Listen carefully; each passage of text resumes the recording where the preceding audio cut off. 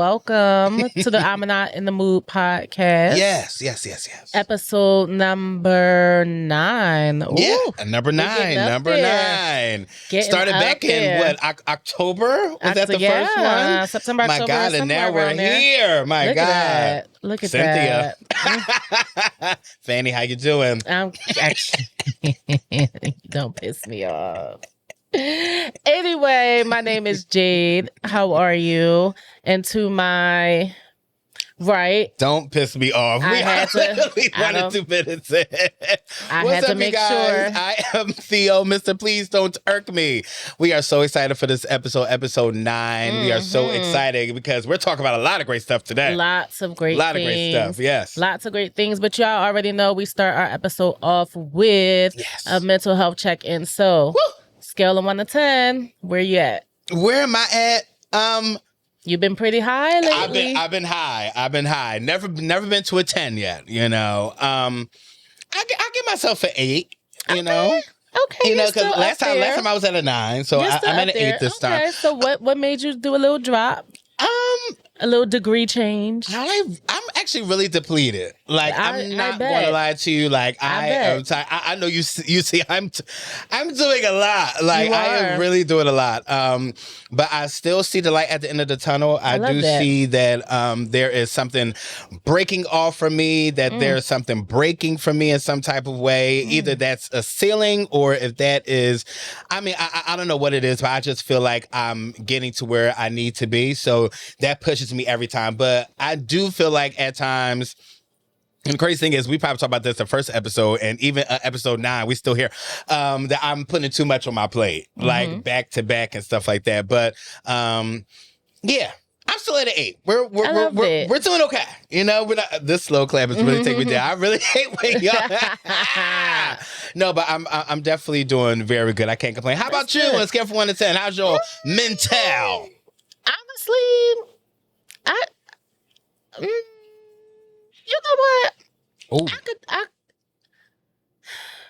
I could do 7. I'm at a 7. I could go 7. talk to me nice. Well, why we at a 7? For this has been a little higher than the other ones. Yeah. Because I think last time you were at like a 5, if I'm not mistaken. Don't get me the line. I've been all up and through.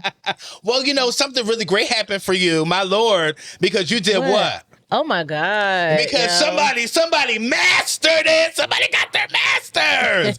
Congratulations, Thank Peterson. you. Oh my gosh. Thank you. So I know there's like a big weight lifted off of you. Huge.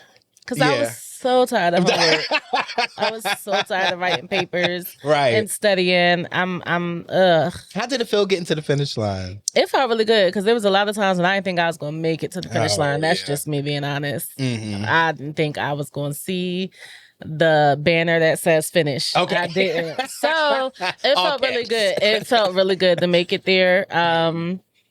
So I'm excited. Do you think that contributes to the 7, that you're just like one weight is kind of lifted off? Yeah, definitely that weight being lifted off contributes to the 7. Also, I think I'm just in a different mental space. Oh. So I don't know. I'm changing. Shout out to Jennifer Hudson. Shout out to Jenny. But J.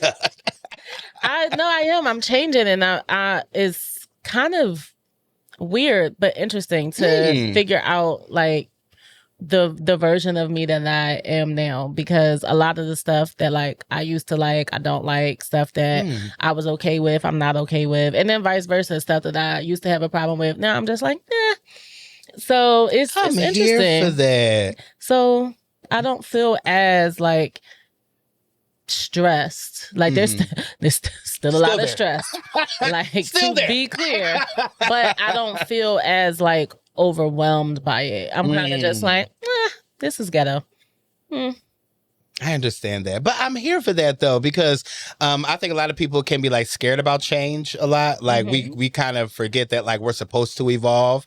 And then sometimes it can be a little scary because you're so used to being this way that you don't know what another side even looks like. So when you actually start to experience it and you start to love and see that change, it makes you want to move more towards that direction. So I love that. Yeah. Yes. Since we're talking about milestones, What? you just had a milestone.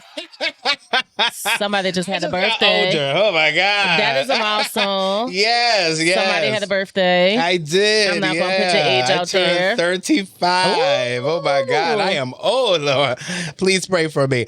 No, I can tell I'm really old now because had a little thing in my knee the other day. I was really, I don't know what I was thinking. Like I thought I could hang out as much as I used to. Can't. Nope. Bedtime has to be 9 or 10.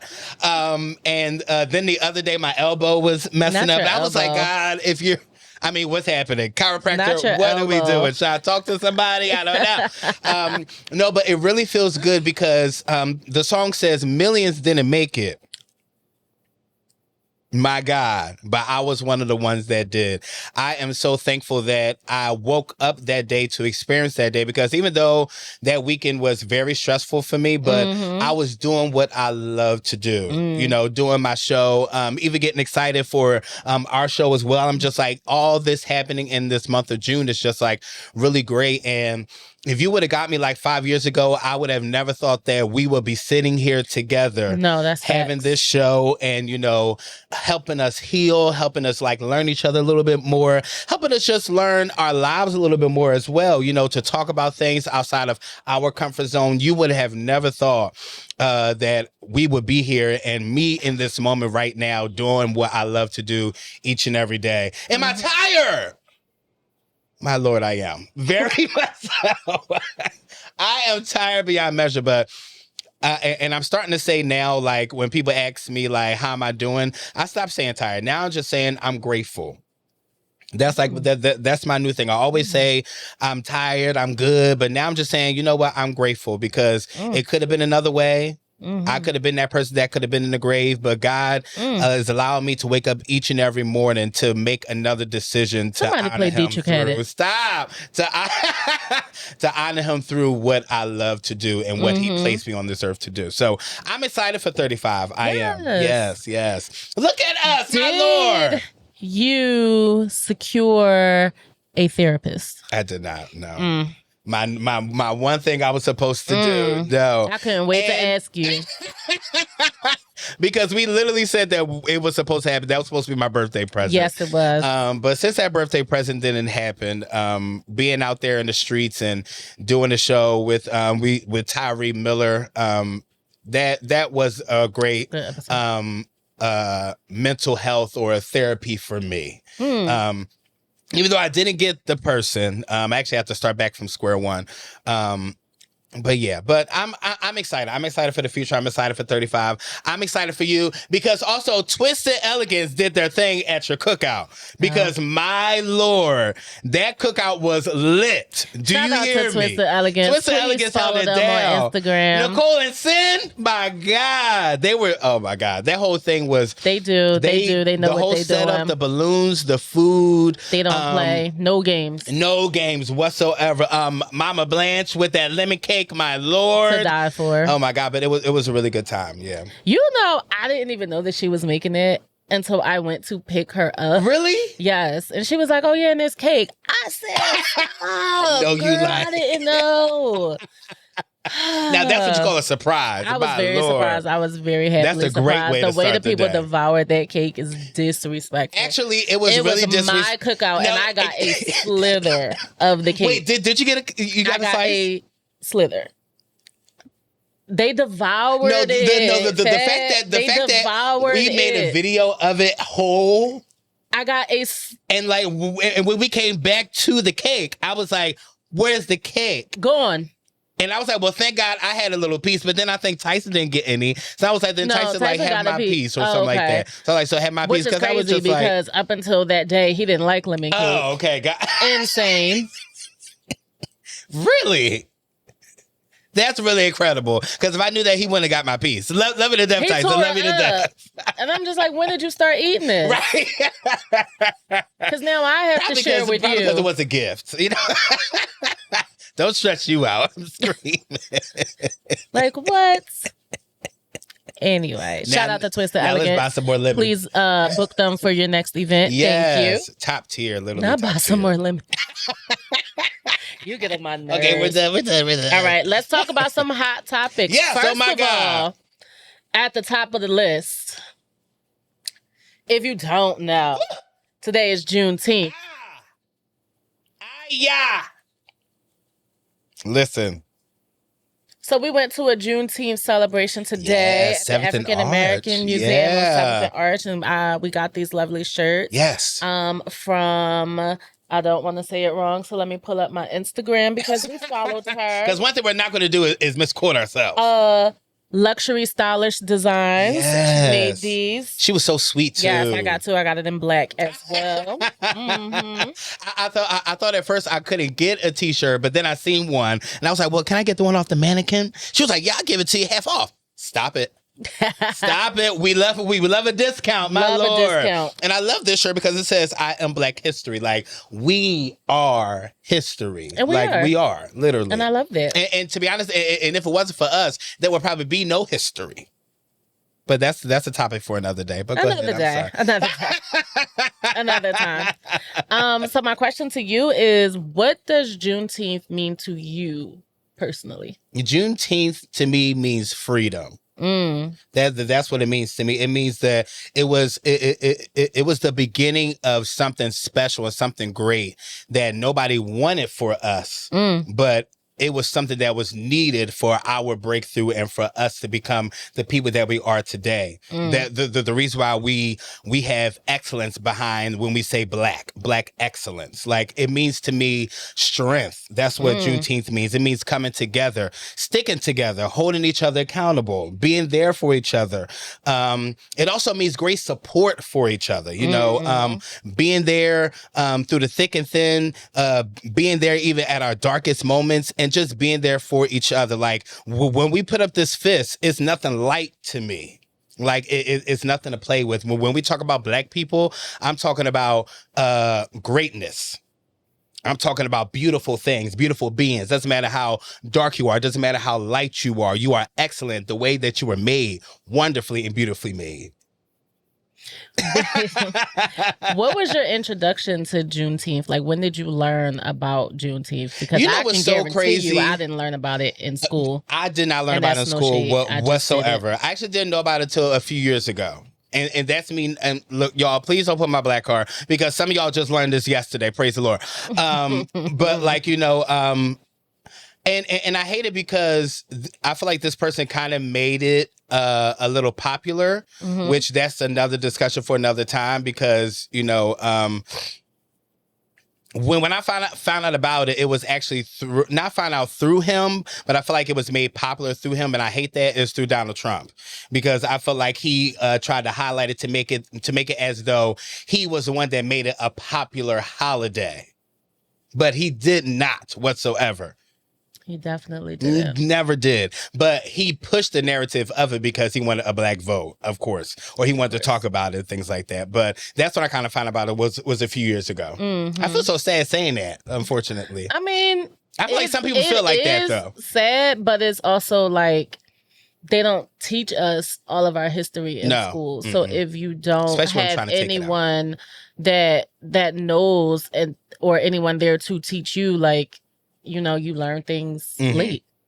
Like I said, I didn't learn about Juneteenth in school. Like, I didn't know about it. We went to a very prestigious school as well, but they never really talked about Black history. Not outside of the normal topics that you talk about. How do you feel when you see like brands and companies post about Juneteenth? It's a cringe for some. Like, it's very much so a cringe. Like, when we're talking about like the big corporations, I just feel like you're just trying to do it to just gain money off of it more than actually celebrate it with us. Like, I feel as though that like you guys will put stamps on the shirt, do something like this. Obviously not to this caliber, because this is amazing, but like, do something like this to make money off of Black people. I don't think that it's more of a thing where like they want to celebrate us and join us in this walk and in this movement and in this day. It is more about people who just want to make money. Now, if you're a Black-owned business and you're doing something like this, then I fully want to support you if you're doing it in the right manner, because there are some Black businesses out here who shouldn't. Lord, that's a conversation for another day as well. But, if it's a big corporation, I kind of do side eye it a little bit. But with the people who do it like in a little smaller way, then like I get it. But how about you? I think it depends on what's going on, and just sometimes, a lot of times, most times, it feels very like performative. And it's just like, we didn't ask for that. We never did. Because who was it? Was it Walmart? Was it Target? It was somebody. But like a couple years ago, it was like the Juneteenth ice cream flavors. And it was like the red velvet cake. Yeah. I remember that. Yeah. We didn't ask for that. We actually never asked for it. It's probably disgusting as well. Like, what are we, like, what take are that y'all straight doing? to hell. Like, what are y'all doing? No, really. I remember when I was still working at Shake Shack, and this was in the summer of 2020. So that was like the first big Juneteenth acknowledgement, I would say, because it was right after George Floyd was murdered. Yeah. And I remember my GM, he came to me and he was like, because we had like a board in like the employee area where we would like post about certain stuff. So he was like, should we put something on the board for Juneteenth? And I was like, I appreciate you asking, but no. Because we've never talked about it before. Okay. And given everything that's going on, given the climate, we're still in the midst of a pandemic. Like, we're not going to do it now because it's like, why? Yeah. We're going to do it now because everybody else is doing it. We've never talked about it before.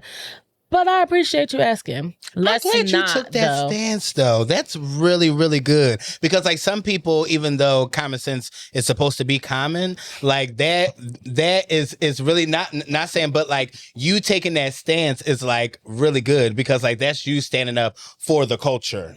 Like, even more. Because one thing we're not going to do is you want to jump on a bandwagon today. Yeah. And, like, we're not going to capitalize on this. Right. And at the end of the day, you guys want to bring light to this because somebody lost their life, and that's not what we should do. At all. How do you feel about Juneteenth? What does Juneteenth mean to you?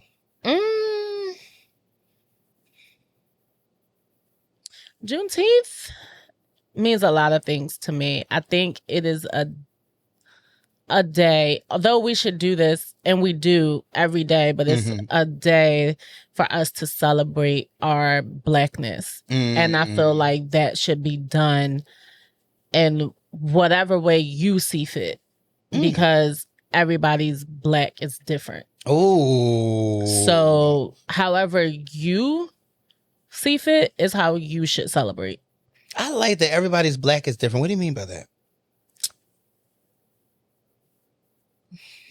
Because there's no right or wrong way to be Black, regardless of how what people try to say, or this, like, there's no cookie cutter Black person. Like, what is that even? So, or like to model after? Yeah. Okay, like your interests, the things that interest you, your hobbies, your likes and dislikes don't make you any more or less Black than anybody else. Okay. Heard that. So that's what I mean when I say whatever that means to you. Or also don't downplay my experience as a Black person as well. Yeah. Just because we didn't have the same experiences. Like, I have my traumas and you have yours as well, but that doesn't mean that, mine was more impactful than yours. Like, still Black. Still. Very, very much so. Literally, yeah. How do you respond when people, Black or non-Black, say that they don't celebrate or they don't get the idea of Juneteenth, or they don't understand why it's important? It pisses me off a little bit. Also, I also believe that, like, white people, I probably might get canceled for this. It's not a day for you, so I don't know how you could celebrate it, if that makes sense. Now, I can see if you want to go out there and be with the people, Your face is literally frying me. But then it's like, no. Like, I really believe that all Black people should be off on Juneteenth. Like, I just don't believe we should really be working. Like, I really don't. Do I believe white people should be working? Yeah, you should be right at your desk, bud. Right at your desk until 5 o'clock. That's what I really think. But Black people, you should be off. You should not be working. But if Black people don't want to celebrate it, I would want to know why. Not saying that like I want you to be hoorah, hoorah, oh my God, blah, blah, blah, blah. But also it's just like, how come, why wouldn't you celebrate a day that celebrates you? Why wouldn't you want to celebrate a day that's all about you? And like it's a day dedicated for us where we gained our freedom. So why wouldn't that be something that would excite you? Why wouldn't that be something that you would want to be involved in? Because of course, we still experience some of the stuff that we experienced, but like your grandparent, the people that came up before you, they were in the midst of that. Yeah. So the least you can do is honor them. That's the least you can do is honor them because they were there. Yeah. And they didn't have the same opportunities that we have. Some people feel, just scrolling, through social media and seeing the different conversations around Juneteenth, there are some people that feel as though it's difficult for them to celebrate freedom when they still don't feel free. And that's so because true. We are still fighting for freedom. Yeah. So to a lot of people, not a lot of people, but a lot of the argument that I see is like, how am I celebrating freedom when I'm still not free? When we're still, yeah. And especially on The View, when Whoopi was on there, she made a statement that has the whole country in a whole uproar where she says that, always love Whoopi, love her down. Ms. Goldberg, how are you? When she said that it's pretty much the same as a Black person living in America than it is with, somebody living in Iran with all the stuff that's happening to them. Because like, even though it may not be to that extent, but like, we're still feeling that heat as well. We can literally walk out our door and we don't know if we're going to make it back home. But white people can't say the same thing. Yeah. They actually can't get into their car, have a jolly old day and come right back home and make green bean casserole and everybody's happy. That's not the same thing that we can say about us. Remember that time where not green bean casserole. I know I'm screaming. No, remember that time, and this part, I'm sorry if this part may offend anybody.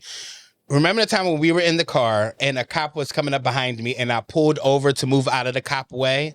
And you asked me, you were just like, why did you pull over? And I was like, anytime a cop is behind me, I feel as though I have to get out of their way because I don't know how it's going to go. Even though everything's fine with my car, I still feel as though they're going to find something just because I'm a Black man. Yeah. So like that's the stuff that comes with it. So the people who don't want to, like, I get it, but and I'm not saying that I'm like side-eyeing you. It's just that like, celebrate a day that celebrates you. Be around people that's going to celebrate you for that day. Because when we went to the Juneteenth downtown, we had a ball, but it felt great to be around other Black people. It was really good. It's a little warm. It was, oh my God. Okay, hot pocket.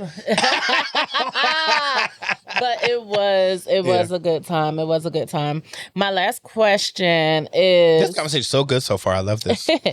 How do you want to see us celebrate Juneteenth moving forward? Or how do you want to celebrate it? Like, what would be your ideal Juneteenth celebration?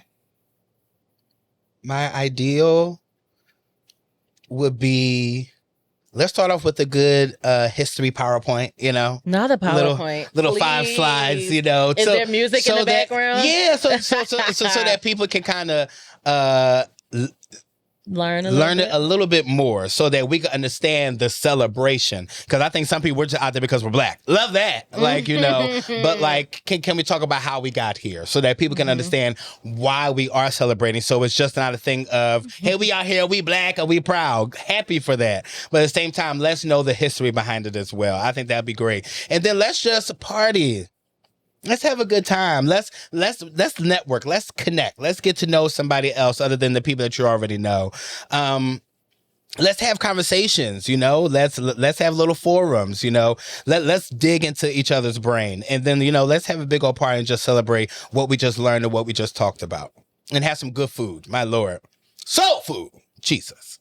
How about you? I'm going to be honest with you. If I had to think about my perfect Juneteenth celebration, it would definitely be filled with rest. Oh. Because Black people do not rest. No. And I feel like if there's Lord. anything that we can do to celebrate our freedom, we can slow down. We can take a beat. We can rest. We can relax. I love, that's really good. That's really good because a lot of us just feel as though it's like our duty to keep going. Yeah, we got to keep going. Yeah, you know. And I mean, you even talking to me, I feel like you're screaming and yelling at me, even though you're talking in a very low tone.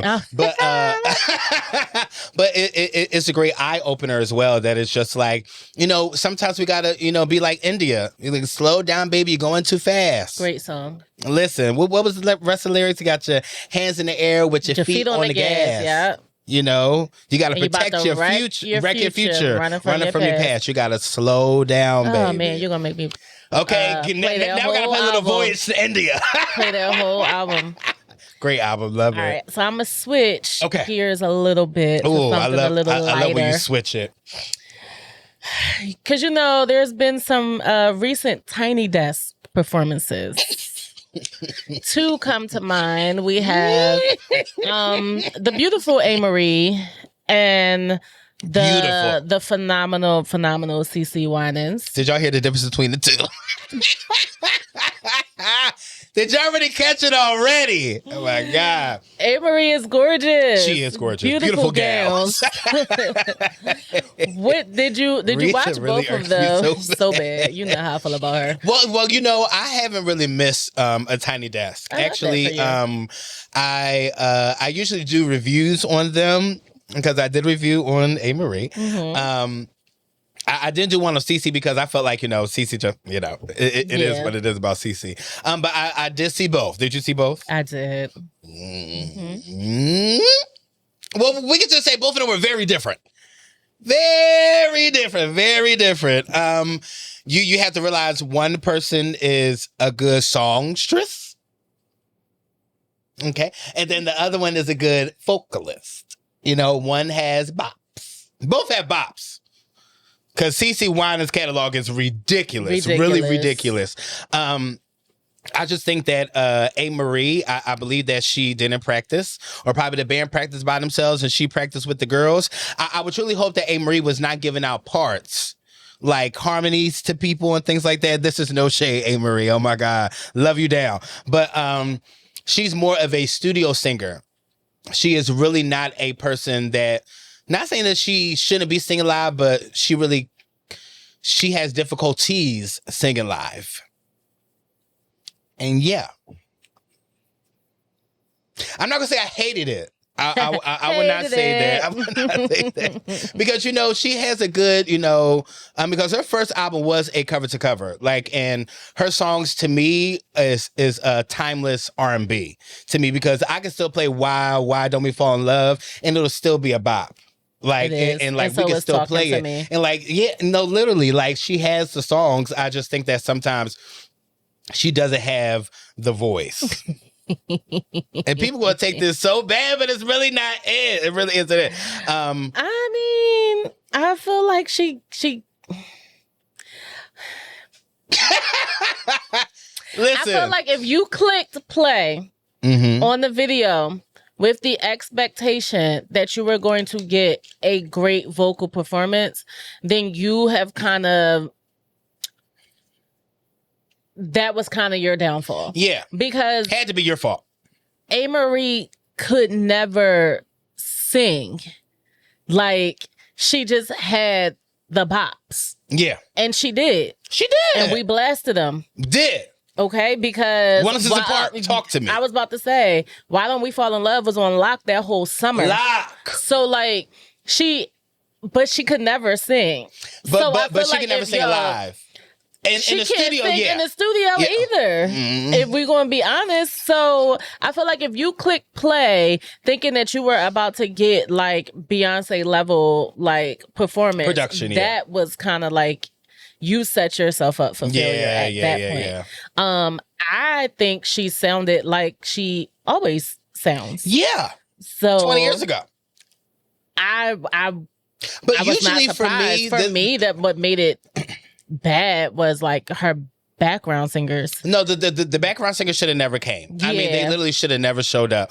And another thing about A. Marie is kind of just like people were just like, oh, I didn't know. Okay, you have to stop lying. Now, they didn't know that like her vocals were like that. But like we heard that like back in the day. Well, you're not listening to the same songs? Another thing that actually worries me as well is that when you have your instrument, when you have your singing, you're supposed to get better with time because you're learning your voice more and more. But if you're still doing the same stuff you were doing 23 years ago, I'm really worried because now I'm just like, what kind of are we doing? She ain't had no music and I don't know how long. That's true as well, but that also doesn't mean to don't stop training your gift. You're still supposed to. Even some of the greatest were still out there.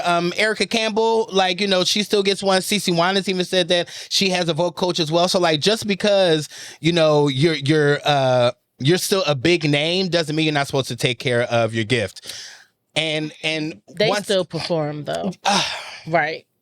But the background singers, I really wish that y'all missed your flight. Because I really wish y'all missed your flight because at the same time, you guys didn't help her. No, like make it sound better. You actually took everything away from her. Even and all four of y'all were sounding a mess. Atrocious. Literally disgusting. So I'm really trying to figure out and then I was thinking to myself, I'm like, but y'all standing next to each other, y'all don't hear each other? Or did y'all just not practice? And I'm just like, how could you ever get on a big platform like Tiny Desk, who has millions and millions of followers and subscribers, and you don't bring your A game? That's very much so. I'm a little scared. But CeCe 8 per usual. CeCe 8, and I did not like her background vocalist though. Okay, I can understand. I was here for the all blue denim though. That was a really great touch. Love that. What did you think about CeCe's? I thought CeCe's was amazing. Yeah, CeCe gave me exactly what I expected her to give me. Mm-hmm. I wish you talking about missing flights. They could have missed flights. Okay. That sounds so terrible. Now, nothing against any other gospel artist that was on there because when Marvin Sapp was on there, killed. Kiara Sheard on there, killed. It's really something special about CeCe. Yeah. It's just really and I'm not trying to take away saying that they're not holy or anything. It's just that CeCe has been carrying this oil for a long time. And she has not. Her alabaster box. No, ever since she was even with BB. Even going back to them when they were singing Addictive Love and Lost Without You and singing Heaven and things like that. Okay, that's listen. My song. Singing all those songs and then at the same time, it's dropping Christmas albums. No, dropping Christmas albums together, singing Go Tell It on the Mountain. I was like, where's the mountain?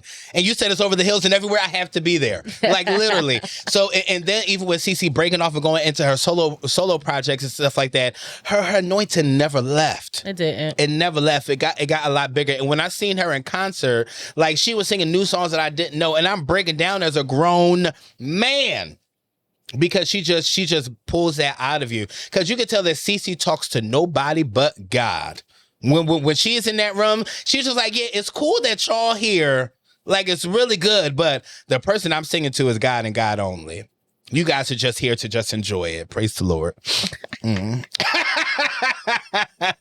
alabaster box will get me every time. And for you, time. It wasn't easy. That was It wasn't easy. And goodness of God. Because goodness it's something about goodness of God. Girl, why are you singing like that on this song? And you know what? She doesn't do all the runs. Nope.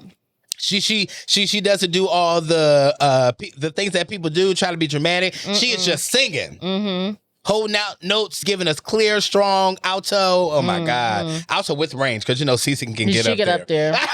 She definitely be up there, and she can stay up there and sustain. I love that. Anyway, oh no, I don't like talking about this man, but oh Lord, we're going to give him a little bit of energy. Okay. We're going to talk about the No Kings protest. Okay. Did you go?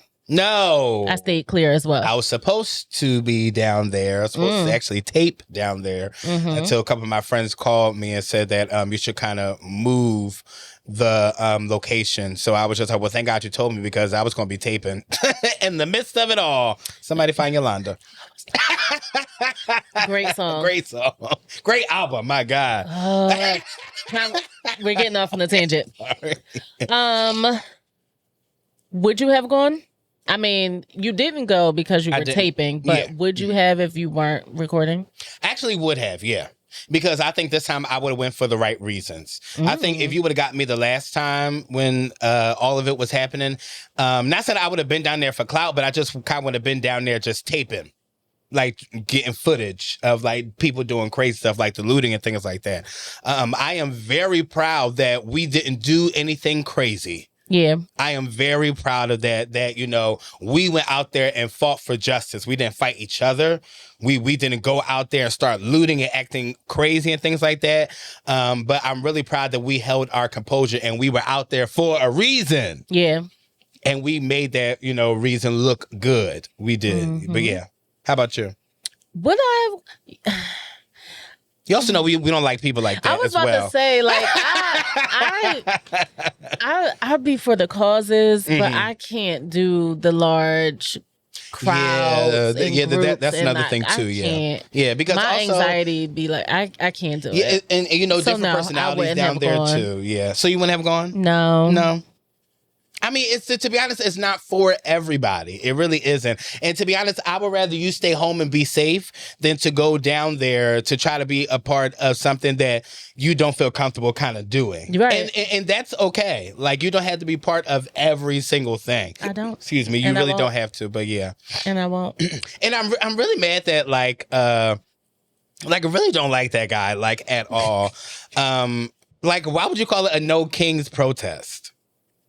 It was a No Kings protest because that man is trying to turn this country into like a dictatorship. Almost. Yeah, exactly. So that's the point of it. Like, no, like, we're not going to have a king. We actually left the king. That's how this whole country started. So why would you now come in and rule everything? Go to hell. Well, I mean, he has to reside there. Like, he has to go there. I can't, I really can. And thank you for that explanation.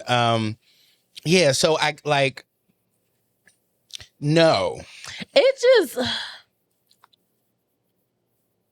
like, this man really about him just baffles me. And people, there was somebody on a podcast, which, you know, sometimes I think it's just crazy that these people are on these microphones saying some of the craziest things. I will never understand how you guys have certain stances about this man. And somebody said on a podcast, please follow me. So somebody said on a podcast, I love Donald Trump so much that if he went out onto Fifth Avenue and shot somebody in the face, I would know that it would be justified just because I love him that much. That's scary.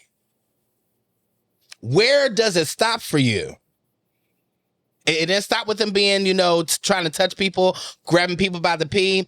It didn't stop certain places for you. And then you say something really outrageous like that. I can't stand y'all. I really can't. We are not. But yeah, about that man. I can't even. And his minions. I can't, literally. I want to talk to you about friendship. Oh, now you know these are touchy topics for people. But you know what? I'm not even going to limit it to just friendship. I'm going to say that it can be relationships in general. It can really be relationships as well. Romantic relationships, friendships, family relationships, and just how co-workers how you just navigate when you're in two different seasons, right? Essentially, more specifically, I should say, maybe one person is in a season where they're just like thriving and they're just winning, and the other person is in a season where they feel like everything is crashing down. Yeah. And how to balance that and still have a friendship. Have you ever felt jealous or envious of one of your friends' like successes or happiness? I'm sorry, not to cut you off. I'm sorry. When you started saying have you ever, I thought of Brandy. Have you ever loved somebody? You irk me so much. Have I ever been envious? Yeah, I've been envious of you. Shut your mouth.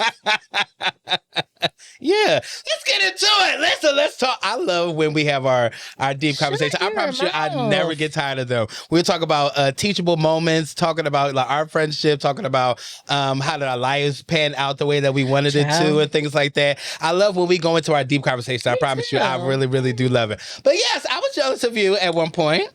Couple times. That is news. News? Yo, that is news to me.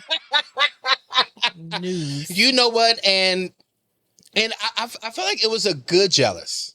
A little bit. And I know some people are going to look at that like, how is that even a thing? But I was jealous at one point because when I seen that, I felt like your life was progressing a lot faster than mine. Really? Yeah, concerning marriage, having, a steady job, because, having your degrees, having 4.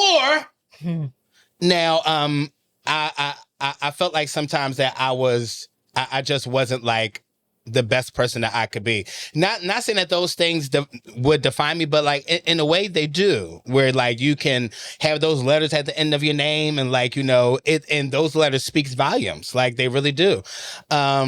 Yeah, having a family, being married, having a son, where I felt like I'm just like, dang, I'm just still going home to myself.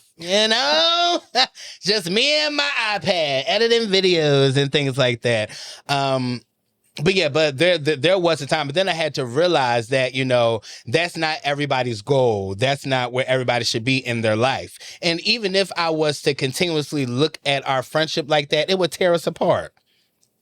Because I will always feel as though that I have to compete with you, or like I have to be doing this, or I have to be doing that. Even at times when I'm like jealous of some of my people who we're like almost in like the same lane, pretty much, where I'm like, dang, like these people really doing it really hard, or how come I don't have the same success as them, or I'm out here doing just as much as they are, not knowing that they're probably doing 10,000 times of what I'm doing, even though from what they post, I don't see everything, So, there are definitely times, and I'm glad that we're at such a space that I can tell you that, and we can dive into it and be like, "What you talking about? What are you talking about?" But have you ever been envious of somebody or anybody? Who you been envious of?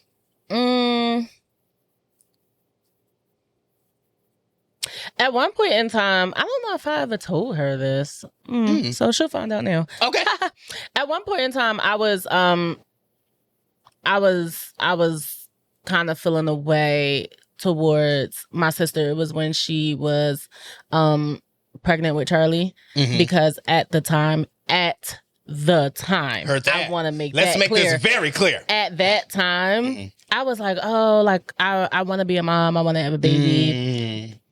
Now she pregnant. Like what? Like so. It was hard for me. That's my baby. Yo, she's hilarious. It was hard for me to kind of reconcile with that, because it was just like, not you getting something that I want. Like, but y'all, that all changed. I think that jealousy and envy are like normal human emotions. They definitely are. And I think that they carry such a negative connotation, and it doesn't always have to be that, because there's a difference between somebody feeling like, dag, I wish I was winning, versus I don't want you to win. Ooh. Like those are two totally different things. Yeah. You will have the people that are jealous and that are envious because they don't want you to have the things that you have because they don't have it. You're talking good. But sometimes grief can show up as like jealousy and envy, because it's not that I'm not happy for you or I don't want this for you, but it's opening up something that I'm lacking. Yeah. And there may be a grief associated with that that comes to like, that it comes across in a jealous or envious way. I think that it's important when you are when you care about the person, because like I said, that can be your friend, that can be your partner, that can be your sister, cousin, brother, mother, whoever. I think that a conversation is kind of needed. And I think that grace has to be extended on both sides of that. For understanding. And also, I think, because a lot of people have this thing, right? Where it's like, well, if you're my friend, you should be happy for me no matter what. Yeah. And you should show up for me no matter what. And it's like, I'm not unhappy for you. I'm very happy for everything that's going on with you. However, at the place where I'm at in my life is kind of falling apart. And I think that it's selfish for you to expect someone to completely deny where they're at to just show up for you. That's really good. The same way it's selfish for the person who may be going through to expect their friend to deny their happiness because you're going through. You are talking so good. I remember seeing a clip from a podcast. It was one of the girls that was on, I can't remember if it was Love is Blind or Married at First Sight, because I watched both of them. But either way, she was with the guy. They wound up getting married. They were married for like a year or whatever, and then they got divorced. And you're talking about AD? No. Because this was like a couple years ago. Okay. And she was having an episode with her friend, and I think her friend was like getting married. And she was saying to her friend, like, she's like, I feel like basically she was in a weird spot because she didn't fully know how to show up for her friend. She's like, I'm happy for you and I'm happy for everything that you're going through, but also like I'm going through a divorce. And her friend was like, I can hold space for you to deal, to support you in what you're going through and still be happy for what I'm going through. Yeah. Like both can exist. Both can exist at the same time. And it doesn't have to be one or the other. And I don't have to I don't have to shrink my accomplishments or my happiness because you're going through a valley or is it a valley? Yes, a valley. But you don't have to deny your feelings because I'm in a peak. Right. Like we can hold space for each other. And I think that that's important. I think also that people get jealous of they get jealous of just what they see. Yeah. Because some people are having mental breakdowns and you're over here being jealous of me because you see a picture of me happy when I'm literally in the corner crying with a puppy and a goldfish and a penny and a quarter. But like people will, but why like those items? No, but like people will literally be jealous of something that is just the glory of it, and you not knowing what I'm actually going through in that moment. Like a lot of people will just only focus in on what somebody could post on Instagram. They look happy, or they got their family and things like that, or they went to this trip, they did this, they accomplished this, they're a motivational speaker here and things like that. But like you're jealous when my mental health is probably literally plummeting. And you're over here jealous about something that you just see the glory of and not the story that came behind it. And I think some people get that mixed up too. Because like some people will be jealous of celebrities, knowing that daggone well some of these people are out here broke, acting like they got everything, knowing that they don't, and their house about to be on foreclosure, but they don't show that stuff. They just show you just the good stuff and the stuff that they're really happy about. So sometimes you guys are going after or jealous of something that probably isn't even real. And you guys are putting people up on pedestals, or even putting your friends up on pedestals, and you're just like, well, you got this, you got that, you got that. Yeah, but it took me a while to get here. Like, don't act like I just showed up. Don't act like I just arrived. I worked my ass to get here. So don't make it seem like, I didn't do anything. But like, I think a lot of people are literally jealous of what they just see instead of knowing what's happening behind the scenes. That is very true. Do you think that you can recognize the difference between someone, maybe your friend or anyone, going through like a bad season versus them being a bad friend? Oh yeah, for sure. Like I can always tell, like who you are is your character. Mm-hmm. What happens to you is just life. Like, you know, that's two totally different things. Like, you know, if you're just a bad person, you're just bad, you know, that's just who you are. But like, if bad things that happen to you doesn't mean that you're supposed to mirror that back onto other people. That's definitely not the way that it goes. We all go through a season. When I was doing my show, he said that Tyrese said that we're all assigned to seasons, even if and stuff that we didn't even sign up for, but they're assigned to us. And even though they're assigned to us, we have to know how to navigate through it, because we're going to go through it. But that shouldn't turn you into a bad person. That should make you better as a person, and it should strengthen your character, not make you more terrible to other people. Like, that's weird. Terrible is hilarious. I'm sorry. Is that if I use the right way? No. Okay, but like, but yeah, that's two totally different things. Yeah. How do you think that you would handle a friend not fully being able to show up for you because of what they were going through? Like, how do I feel if they're not there for me? Mm-hmm. Oh, I wouldn't feel any type of way. I would feel some type of way if I'm not there for them to try to find some ways. But I would not feel no type of way. No, because you're going through something. That's just like, you know, if somebody lose a parent, but I'm having a concert and I'm just like, hey, still coming? Like, I can understand if you can't come. Like, you just lost a parent. Like, but like, no, if you're not able to show up for me when you're in your bad season, I'm going to find ways for me to show up for you even more, because obviously you need me more than I need you in this moment. And we obviously need each other, you know? So no, I would never feel bad that somebody can't show up for me because they're in a bad season for their life. That I would never feel bad about that. I love that. How about you? I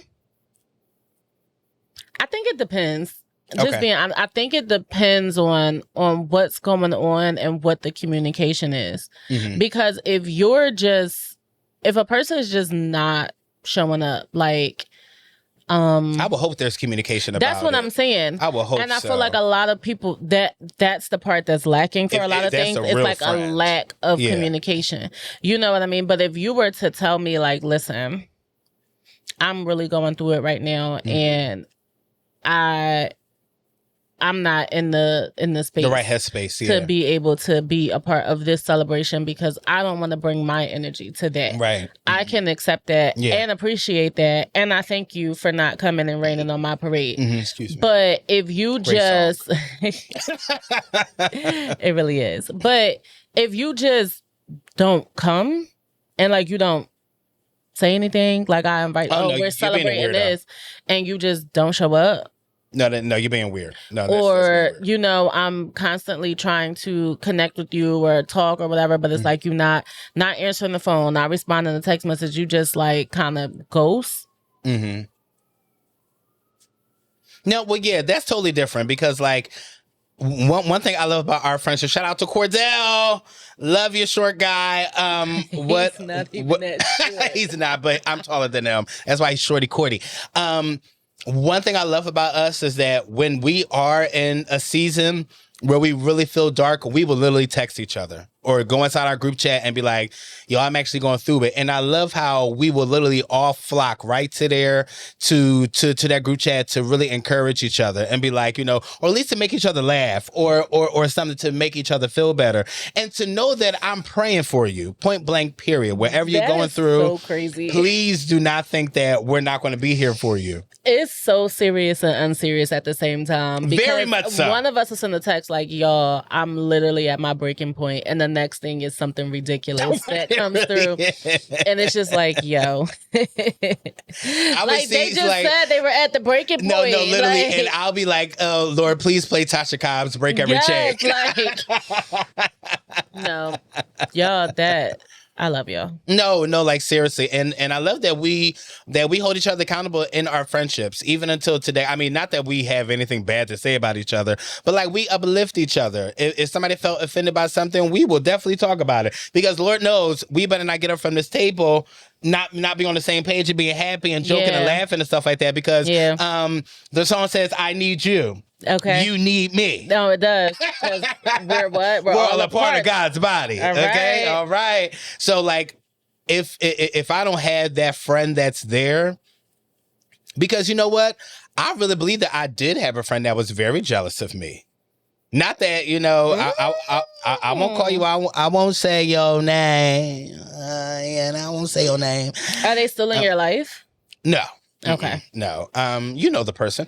And I felt like the person wanted me to be jealous of them as well, but I could never find it in my heart. Praise the Lord. And I feel as though it tore our friendship apart. Because I'm not saying that I have been jealous of you because I've been jealous. I've never been jealous towards somebody in a negative way. That just hasn't been me. Because, you know, I root for everybody. Like, I want everybody to win. For everybody black. Everybody black, especially today. My Lord. But yeah, I really think that's just weird behavior that is like you could ever be jealous of anything that I have in a negative way because we're walking two totally different lives.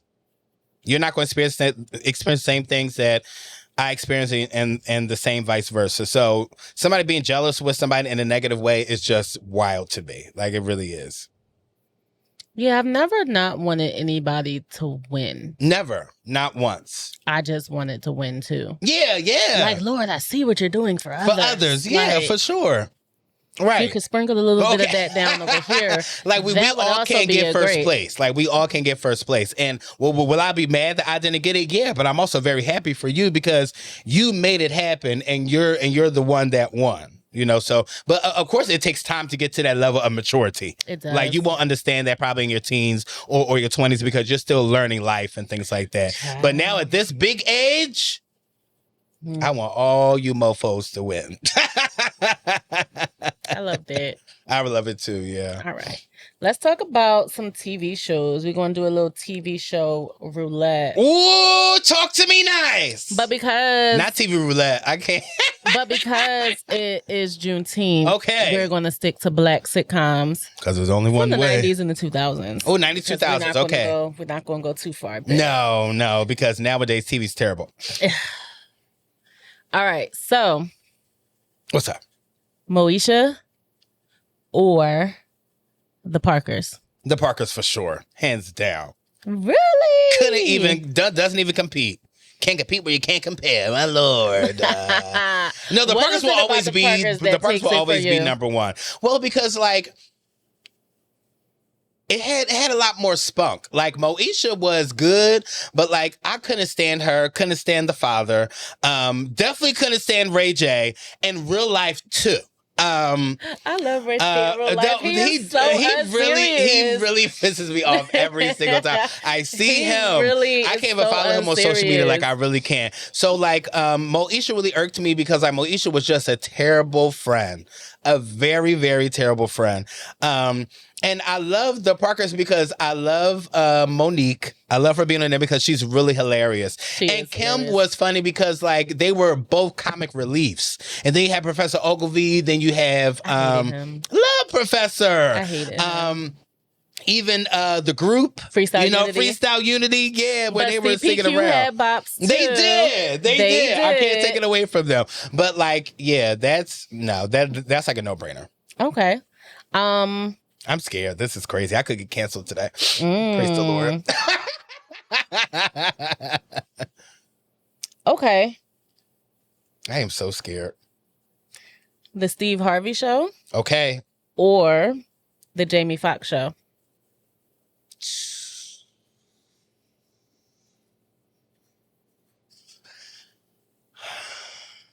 I'm going to get canceled. I was never a fan of the Steve Harvey Show. Really? No. What? I could change the channel. That's crazy. Love Steve. Love Cedric. Love I forgot her name. Wendy Raquel. I think that's her name. Tasha Mack. Yeah, Tasha Mack. My Lord. Even the lady said City. Love the cast. Love even Lorianne Beth on there, if I'm not mistaken. Rest in peace. I think his name was Romeo on the show, the guy that passed away. It just wasn't, it couldn't hold my attention for that long. But the Jamie Foxx show really could, because Braxton was taking me down every single time. Love Fancy on there as well. Love the relationship. Loved Uncle used to really take me out too. And then, you know, they had like some of my favorite people on there. Like Gladys Knight was Jamie Foxx's mother. Like, you know, like you can't. And then when them two used to sing it together as well, you know, Jamie could never do no wrong in my eyes when it comes to vocals. He really can. Jingles 2000 was. And the other girl, when they were going back and forth about white rice, freestyling about that and putting jingles together, definitely Jamie Foxx show. The girl that he worked with. Yes, that's with En Vogue now. Yeah, singing down. Yeah. Great show. I would definitely have to choose Jamie Foxx show. Hands down. Yeah. I can get that. Love Jamie. I can get with that. Love Steve too. All right, we're going to do a little Nickelodeon. Kenan and Kel or Cousin Skeeter. You wrong for that one. Oh, I was about to curse. Dang. Kenan and Kel or Cousin Skeeter? I gotta do Kenan and Kel. I feel like that's like only right. I do love Cousin Skeeter though. Great show. But I definitely had to choose. I would have to choose Kenan and Kel. Kenan and Kel, yeah. Kenan and Kel was really top tier, and with them coming off of all that and things like that, like, you know, that show was really good. Even Good Burger, great movie. Good Burger, really great movie. It was something about that soul. All right, Girlfriends. Oh. Or Living Single. That's crazy. You're going to have to go to the next one. Thank you very much. Well, it will always be Living Single to me. Like, you know, and even with them doing a podcast too, like top tier. It has to be Living Single, because like those 6 people, I think, not paved the way for TV, but they shifted TV, where just like 6 black people could get together and make total success. And it all worked out. And it's crazy that they really didn't even try to put Maxine in there, when Maxine was kind of the most awarded actress on that show, with all the NAACP awards and things like that. I hate the way they be doing Max. Like, no, because Max like they was not exactly that girl, because she was also the comic relief on there. To be honest, Love Kim Fields, I think she was amazing, but it was really something really about Erica. I believe her name was Erica Alexander. That Max like she was just really funny. Like she really was. I think all of them contributed very well. And they even paved the way for the white show that you guys talk about today called Friends. That if it was not for the idea of Living Single, we probably wouldn't even have Friends in the first place. And Living Single is 10 times better than Friends. I love their what's it called? It's funny though. I love their what's it called? Their jingle. Love the jingle. But once we get into the show, I'm just like, wow, we could probably change the channel. I'll be there for you. I'm hollering. I would choose Living Single over Girlfriends. Probably because I didn't hate anybody on Living Single. Who did you hate on Girlfriends? I hate Joan. Okay, understandable. I think very she was much so the villain of the show. I think that Joan was the villain that everybody thinks that Tony was. Everybody literally thinks that Tony was the villain because she was mean. But she really wasn't mean. She just told the truth. And nobody wanted to hear it. Even though her calling that boy's name, never called him Jambalaya, Jamboree, never called that boy by his name. But at the same time, but she didn't like Maya, so yeah. I mean, to be honest, there were certain episodes that I would skip from Girlfriends. I think I would never skip an episode of Living Single. It doesn't matter what it is. I'm sitting down, I'm watching it, point blank, period. I could skip some of the later episodes because for Living Single? Yeah, because who is this? What's his name? Trip? Why are you here? And I think that's just because I personally hate him. Don't know him from a can of paint, but everything that I've seen him in, he pissed me off. He pissed me off in The Temptations. You pissed me off in Soul Food. I hate you in this. Yeah. Why are you here? Well, also the way that they let go of the guy that the dark skinned guy that played Kyle. Yeah, that played Kyle. Yeah, the way that they let him go was really crazy because he asked them specifically, "Let me know if you're going to, get rid of me because I just purchased this, I just purchased that," and then like they were just like, "No, we got you. We would never do that to you," and like y'all did it. Like, and of course, you know, when it comes to TV, TV is TV. Why.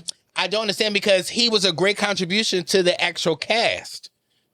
Like, if you take one of them out, the whole equation is just wrong. And it was wrong. And y'all tried to fill it with other people, and it with just a light-skinned person. And it didn't work. It did not work. Because he wasn't funny. No, he really wasn't, because we needed that comic relief of Kyle and Maxine with them coming at each other and coming. Like, their comebacks were really top tier. No, they very really much were. so top tier, literally top tier. So, you know, taking him out, it was just like, okay, so who is Maxine going to bounce off of now? Now, she was bouncing off of everybody. Yeah, but it wasn't like same. when it's with Kyle. It wasn't the same. Okay, banter. Who had the best? Was it Kyle and Max or Martin and Pam? We can't do that today. We can't do that today. Well, I got to give it to the OGs, because Pam and Martin, like, they were really top tier. And also, like, them two used to get each other out of character sometimes with like their comic relief and things like that. I never seen them two break. I never seen Maxine. They all broke character. I've never seen Maxine and Kyle break character. I never seen that, because like Martin and Pam, like, theirs was actually like, how do you say it? Like, not saying that theirs weren't either, but like theirs were on the top of the dome. Like, none of them wasn't expecting in any type of way. So I got to give it to Martin and Pam for sure. That will always be number one to me, yeah. I love this game, though. Oh, my God. Martin, because you asked this question in your last show, Martin or the Wayans brothers? It always has to be Martin. I feel like it has to. Fun fact, never have to watch the Wayans brothers ever again in life. Really? Yeah. Never. You know what's so funny? I used to watch the TV show Dabble. I used to remember I talked about that, where they have all the 90s sitcom shows and things like that. So that's kind of how probably I'm answering all these questions pretty quickly, because I still watch the shows today. But they pulled that right off of Dabble. Haven't even seen them on there in a while. When it was on the air, I watched it faithfully. But like, would I have to watch it now? No, but it was a great show. Watch Martin. It was a great show. Watch Living Single, Girlfriends, but I'd never have to watch the Wayans brothers. Nope. No thanks. That's okay though. That's okay. No thanks. I like them. They're cool. The show, like them. They're cool, and they're funny as hell as well. Yeah. And the father was too. Pops. Yeah, Pops. Yeah. Pops. Oh, rest in peace, Lord Jesus. Okay. What would be your top Black sitcoms from the 90s? I'm not going to restrict it to a number, just like your top. Top, definitely the Fresh Prince of Bel-Air. I think that literally has to be there. I think that Will came in and gave us, you know, different sides of family. But did it in a very funny way. I think that's like the first one that really comes to mind.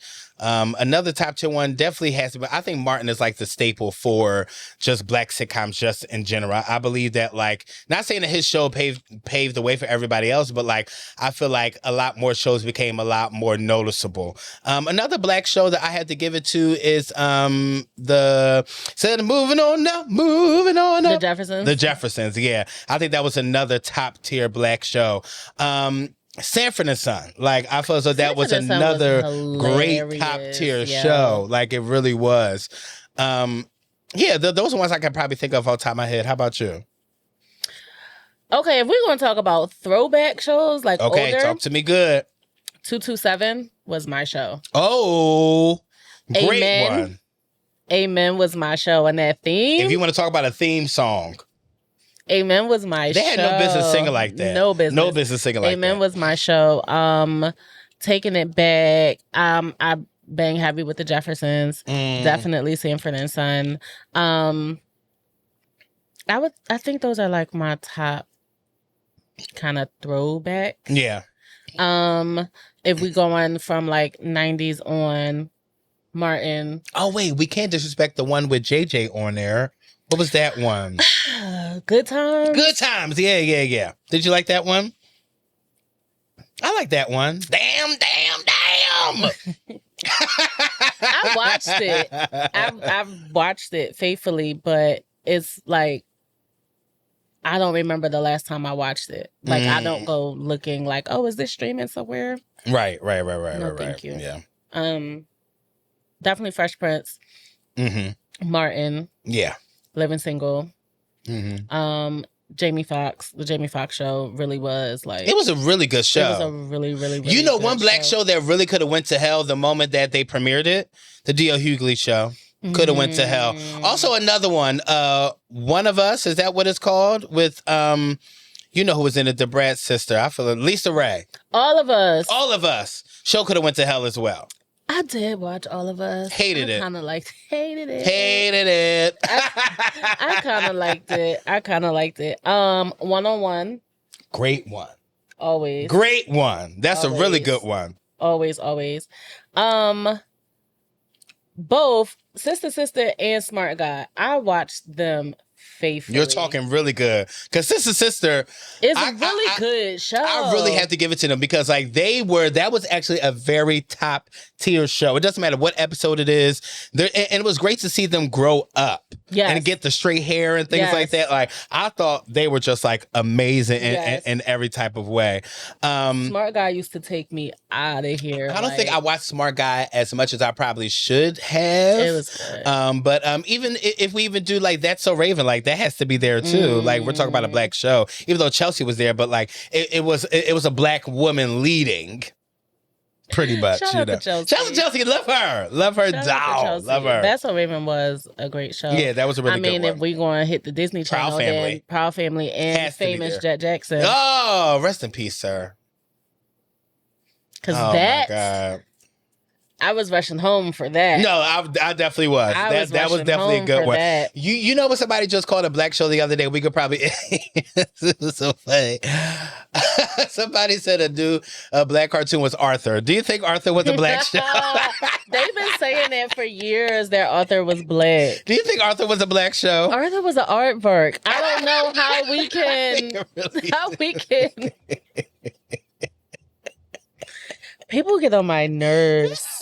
People so said, bad. They said DW was black. That's what they said. She gave black. DW was ready to fight at any given moment. Her mouth was crazy. Definitely crazy. Her mouth was ridiculous. I got to give them black. I think it was a black. Aardvark, they were mixed. Aardvark and black. My God. Got it. Did you watch Hanging with Mr. Cooper? That was a good one too. Yeah, I think that was a really good one. Yeah, I used to watch that one. Yeah. Shout out to Small Raven. Yeah. Was Holly P. Robinson on that one? Yeah. Okay. Yeah, that was a good one too. Yeah. But they don't make shows like they used to anymore. Well, there's one black show that's doing well. Let me backtrack. The Upshaws, they're doing well on Netflix. That's a all black cast that has a Mike Epps. I forgot Wanda Sykes. And Wanda Sykes. Yeah, so like that's actually a really good. Watch it. To be honest, I'll be honest with you, I haven't seen that one episode, not one. But I heard that it's fantastic, so I'm really happy about that. Fantastic is a stretch. Okay, so it's a B-. It keeps my attention. It keeps my attention. I think like kind of like some of what's that man's name? Like Tyler Perry shows. Oh, they like love. They're not good, but they keep your attention. Yeah. To where you're just like, next thing you know, you like 7 seasons in. Yeah. But like House of Pain does that to you. House of Pain was actually a good show. Yeah. It was. Yeah. Some of these other ones. The Meet the Browns really could have stopped way before that. It should have probably started. They never should have had it. No. Here for it though. They never should have had it. I did watch it. Yeah, definitely. But they never should have had it. I will always support Tyler. House of Pains, I think, was like his top tier show. Yeah. That was actually a good show. Yeah. These other ones have like good storylines, but the acting is just like. No, that's so true, though. So you found them like in Whole Foods somewhere? Like, what's going on? Really, because now I'm really concerned. What is happening? Very much so concerned. What is happening? This acting is terrible, but the storyline is like, I kind of want to see how this unfolds. That's what kind of keeps you. But the whole time, I just be like, well, to talk about Tyler Perry, you're supposed to be mad, and you don't look mad. Favorite movie for Bill? Favorite movie for Tyler Perry?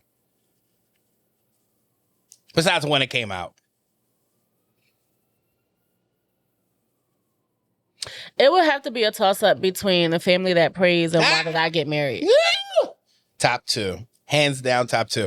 I mean, for me, it will always be A Family That Prays. Like, for me, like, the actor in that thing was really, really good. He had some heavy, heavy hitters in that thing. And it all worked so well. And that script was written out so well. And I love it. And probably because it was totally different. Those two movies were totally different than kind of what he kind of produces and kind of writes and puts out. But like, he was really thinking outside the box with that one. Like, he really, really was. That was crazy. That was crazy. And I never thought I could hate Sanaa Lathan, like, in the way that I did. But like, and I know she's not like that in real life, but like, I was concerned the way she played the hell out of that role. Where I'm just like, I feel like you like this a little bit, and I don't like that. I don't like that at all. I really don't. That was wild. I really don't. That was wild. She was wild in that. She was like, wild in that thing, girl. When she said when she said out where he was just like, you gonna talk to me like that? We got a son. She was like, my son is a Cartwright. I said, I know you lying. Somebody slap her again. right back over to the other side of the counter. Who are you talking to? Nah, that slap came from the depth of his soul. Of his soul. And she needed Never, not once did I ever want a man to hit a woman. But at that point, I was just like, you know. I went to the movies to see that. And the way the whole theater cheered. Really? Yes. The way the whole theater cheered. Because she was wild. Y'all ain't nothing. Wow. No, she was wild. Wild. Very wild. Especially that time when he came up to the actual thing to take her out to lunch or something like that. She's like, it's not a good day. And then come to find out when Robin, because Robin was just so shady in this movie. She was like, oh, Andre, I didn't know you were married. I'm just like, how come your workplace don't know about your husband? You know who else was shady? The assistant. Oh, yeah. Because when he told her, like, oh, cancel, like, my 2:00 or whatever, and then she called her. And the way she hung up the phone, too, where she looked at her like, she was like, yep, just to let you know. But the thing is, I feel like she was more mad that the husband was there to intervene for them two not having sex more than anything. Yeah. But I will say he gave her a nice car. He always had money in her bank account, for sure. I do love the way that the wife came at her coming to the room, and she didn't know that it was her. When she put up her eyes, she said, yes, Mrs. Cartwright. I said, okay. Listen, one of the only times I probably like, okay, I know you're proud to be white right now, aren't you? I'm hollering. You gotta be stopped. You gotta be stopped. What is that? So that's your top Tyler Perry movie? Top one. Absolutely. And then your next is Why Did I Get Married? And then Why Did I Get Married Too? You know, I didn't really like the second one. Not at all? Not at all. He could have did a little more. He could have went in a couple different I hated directions. the way it ended. I will definitely say that. The way that ended was kind of crazy.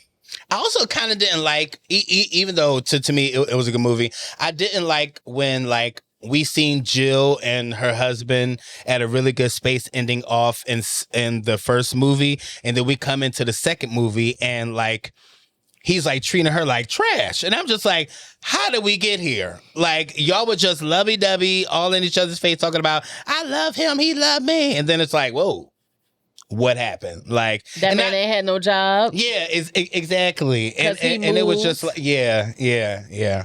And then they had the baby. They did. I just didn't like a lot of the storyline in the second one. I think I was just like, what are we doing here? Mm-hmm. Because, like, after the way that Mike treated Sheila, why are you caring for him just because he's sick? He didn't care about you. He did not. And if I'm not mistaken, this is a friend group. So there are other people that could care for him.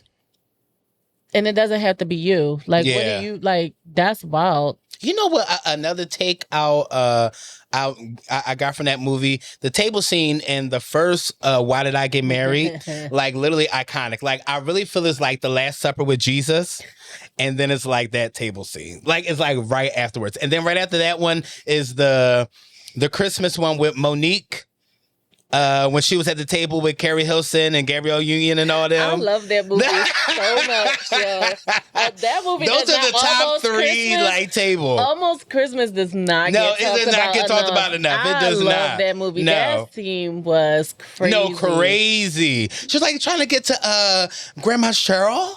And he was like, "Oh, let me go get her." And like, I don't think you want to go get Grandma Cheryl. I don't think we want to do that. But like those three scenes to me are like the top. Not the Last Supper. Please shut up. Lord, we thank you. I really think it's really like that table scene, and then right afterward is the Why Did I Get Married? Like right afterwards. Why Did I Get Married? That was really good. Because he said, we going to talk about it. We going to talk about it. No. You. No, okay. And Did then you tell your wife,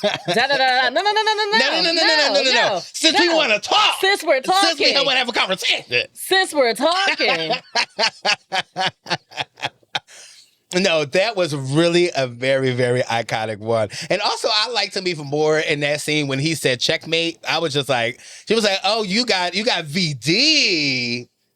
Oh, you didn't get it from Keisha. You got it from Walter." He's like, "I ain't gay." And then she was like, "No, I had sex with him, and I gave it to you." Boom. I'll just wait for you to say something. Boom. What a time to be alive. Shout out to Tyler. I'm hollering at A Time to Be Alive. Great movie, Tyler. It was. Movie, if you could do more like that. Yeah. We would love it. Yeah, for sure. We would love it. Yeah. All right, y'all. Well, that is our time. Oh my God. Thank you so much for spending this time with us. Please make sure you guys go to a social. Oh my God. Make sure you guys go to a social and like, comment, do whatever you like. Make sure that you go share it. Come on, share it. My God. And you're also supposed to hit the bell so we can twerk a little bit, my Lord, so you know when we're posting. Definitely make sure that you know that we are posting on Jade's page. Jade. I'm Not in the Mood podcast. Yes. YouTube. Everything is in our bio. Everything is in our link. So wherever you're looking for, it's right there.